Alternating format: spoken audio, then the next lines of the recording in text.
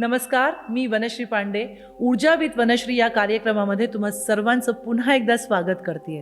तुम्ही जे भरभरून प्रेम देताय ते बघून खरंच खूप आनंद होतोय, कारण आमचा प्रामाणिक प्रयत्न जो आहे की तुमच्यापर्यंत सरळ सोप्या भाषेत मराठीमध्ये जितक्या चांगल्या गोष्टी, जितक्या चांगल्या मोडॅलिटी ज्या इंग्लिश आणि हिंदीमध्ये अवेलेबल आहेत पण मराठीमध्ये नाही आहेत, तर तो तुमच्यासमोर घेऊन यायचा एक हा जो प्रयत्न आहे त्याला तुम्ही खूप प्रेम देताय आणि खूप रिस्पॉन्स देताय, त्याबद्दल मनापासून धन्यवाद. Thank you so much. If you want to form something you have to transform. आणि ट्रान्सफॉर्मेशन तेव्हाच होईल जेव्हा तुम्ही बसाल आणि स्वतःला सांगाल की येस, मी रिस्पॉन्सिबिलिटी घेते मला स्वतःला चेंज करण्यासाठी. सो आज मी तुमच्यासाठी how to become who you want, म्हणजे तुम्ही कसं स्वतःला अजून छान प्रकारे घडवू शकता यासाठी 4 क्वेश्चन्स आणलेले आहेत. ते पटापट ती जी डायरी मी तुम्हाला सांगितली होती करायची, ती डायरी घेऊन या. केली नसेल तर नवीन घ्या, नाही तर एखादी वही घ्या, पण पेन आणि डायरी घेऊन बसा. आणि how to become who you want to be, तुम्हाला काय व्हायचं आहे यासाठी काय करायचं, याच्यासाठी 4 सोपे प्रश्न आहेत जे मी तुम्हाला सांगते, लिहून घ्या. Have a clear vision. सगळ्यात प्रथम तुम्हाला काय हवं आहे किंवा तुम्हाला काय व्हायचं आहे ह्याची क्लिअर विजन म्हणजे स्पष्टता जी आहे ती डोक्यामध्ये तुम्हाला ठेवणं गरजेचं आहे. This will guide you in every decision and choice you make. एकदा का तुम्हाला क्लॅरिटी असली की तुम्हाला बरोबर तुमचं डिसिजन जे आहे ते कसं घ्यायचं, काय करायचं, ह्या सगळ्या प्रश्नांची उत्तरं तुम्हाला मिळतील. सेकंड क्वेश्चन आहे, sit with your vision and ask yourself what is the next right step. त्या विजनबरोबर तुम्ही बसा आणि स्वतःलाच मेडिटेटिव्ह स्टेटमध्ये जाऊन विचारा की पुढचं पाऊल मी कसं उचलू किंवा माझी पुढची ॲक्शन काय असायला हवी. ओके. तिसरा प्रश्न, set monthly goals based on your next step. So जी स्टेप तुम्ही घेणार आहात त्या अनुषंगाने पुढच्या पूर्ण महिन्यामध्ये तुम्ही काय काय करणार आहात. Again 7 segments, mental, emotional, physical, financial, spiritual, personal, professional, या सगळ्या सेगमेंट्समध्ये एक एक स्टेप तुम्ही एक एक घ्या.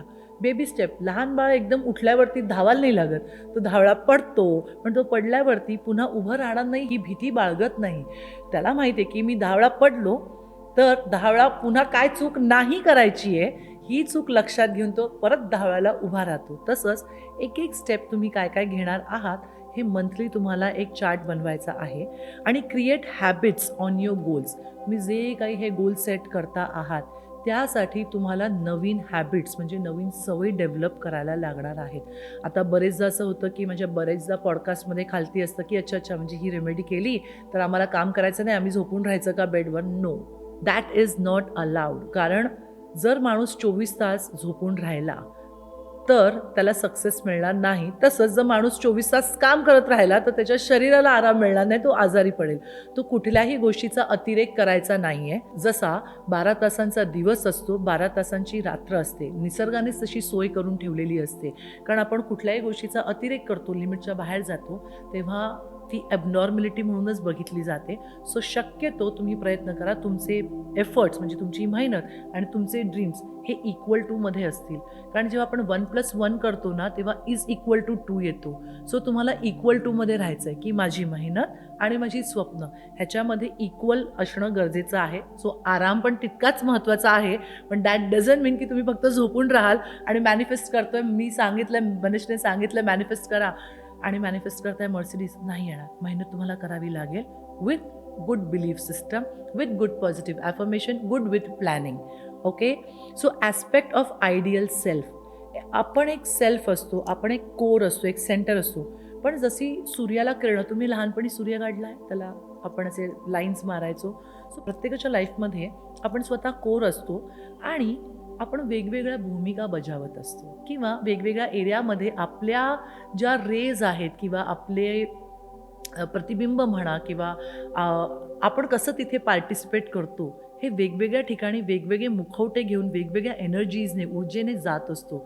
So aspect of ideal self जर तुम्हाला चेंज करायचं असेल तर एक सूर्यासारखं चित्र तुम्हाला काढायचं. एक सेंटरला गोल काढा आणि अशा त्याला भरपूर एक 8-10 लाईन्स तुम्ही ड्रॉ करा. ठीक आहे. सगळ्यात वरती म्हणजे आता हा सूर्य आहे, सेंटर आहे, तर सगळ्यात वरच्या साईडला रिलेशनशिप.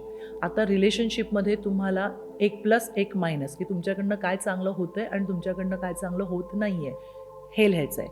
सेकंड रेज म्हणजे उजव्या साईडला घड्याळाप्रमाणे जाऊ आपण, म्हणजे समजायला तुम्हाला इझी असेल. ओके, राईट साईडला तुम्ही करिअर लिहा की करिअरमध्ये तुम्हाला काय प्लस होतं आहे आणि काय मायनस होतं आहे. त्याप्रमाणे तुम्हाला आपण जेव्हा लिहितो ना तेव्हा आपल्याला ते रजिस्टर होतं. नाहीतर विचार आहेत ना हे वाऱ्यासारखे आहेत, ते येतात आणि जातात. त्यामुळे त्याची साठवणूक, अन्न पण आपण साठवतो, कुठलीही गोष्ट साठवली की आपल्याला कळतं की ह्या गोष्टी आहेत आणि आता आपल्याला एवढ्यात मॅनेज करायचं आहे किंवा एवढ्यात सगळं करायचं आहे. थर्ड म्हणजे आपण 2कडे येऊया, घड्याळाप्रमाणे जातोय. मनीचा एक प्लस पॉईंट आणि मायनस पॉईंट की पैसे कमवण्यासाठी तुम्ही कुठे कमी पडताय किंवा खूप पैसा आलाय तर प्लॅनिंग होत नाही तर काय करायला पाहिजे. तर मनीसाठी एक प्लस एक मायनस. त्याच्यानंतर खालती येणारे फॅमिली, त्याच्यानंतर येणारे मेंटल, त्याच्यानंतर येणारे सगळ्यात महत्त्वाचा पार्ट लव्ह, प्रेम. आणि ते प्रेम फक्त बॉयफ्रेंड, नवरा, बायको यापुरती मर्यादित न राहता सेल्फ लव्हसुद्धा इन्क्लुडेड आहे की तुमचं स्वतःवर प्रेम आहे का.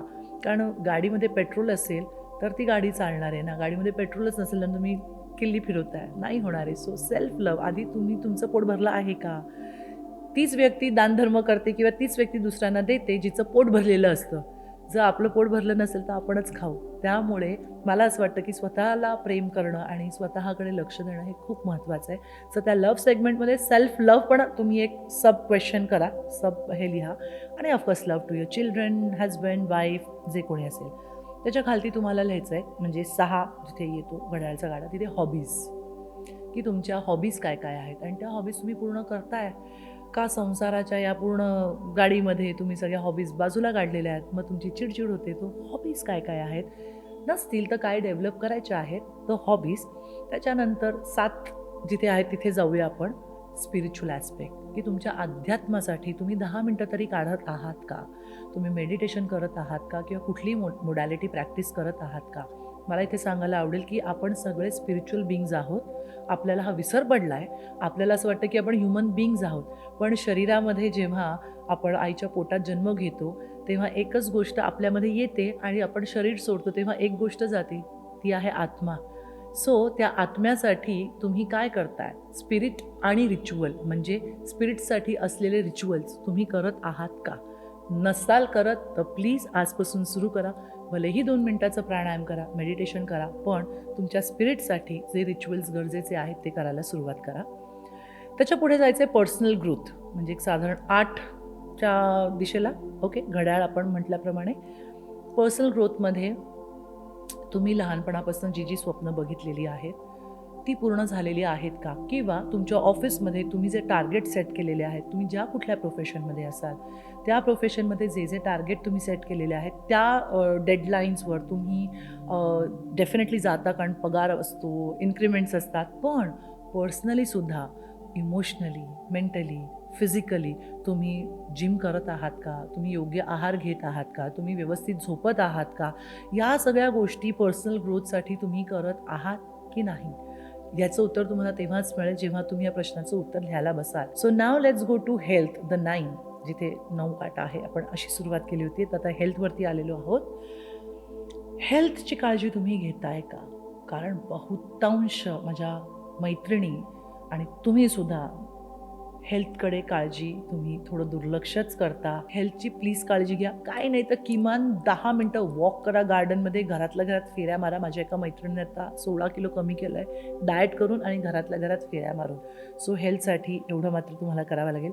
त्याच्या पुढचा सेगमेंट आहे फ्रेंड्स, की तुमचे मित्रमैत्रिणी. आय थिंक फॅमिलीनंतर सगळ्यात महत्त्वाचं जो पिलर असेल तर दे आर युअर फ्रेंड्स.